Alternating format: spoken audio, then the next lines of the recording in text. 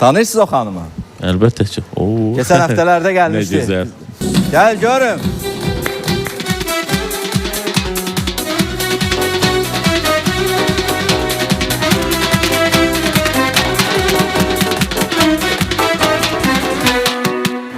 Ana oynayır artık Dilber Hanım.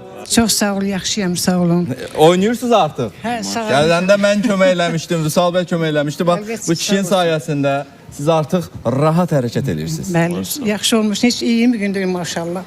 Baba gələndə necə gəlmişdiniz? Güclə gətirdik, sizi orada əyləşdirdik. Amma indi necə gəlirsiniz? Rahat gəlirsiniz. Doktorumun qızıl əlləri. Hə, doktorumuza təşəkkür edirəm. Necə? Mikrofonu yaxın tutun. Xəstəni ki, qarşılayır, gülər özünə. Nə bilim, gözəl, şirin dilini. O bizə özü böyük müalicə edər. Yani teşekkür Doktor ederim. siz bilirsiniz. Aha, bu mikrofon deyin, nə sözünüz var? Teşekkür ederim. Xanımımızın hem dizlərində ciddi problem vardı, oynaqlarında 3-cü 4-cü dərəcəli artroz vardı, hem de boynunda osteokondroz vardı, boyun ağrılarından əziyyət çəkirdi.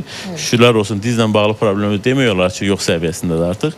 Boynunun ilkin test blokunu eləmiş, orada da ağrılarımız keçib, ehtiyac olursa ikinci prosedurla tamamilə sıfıra indirəcək.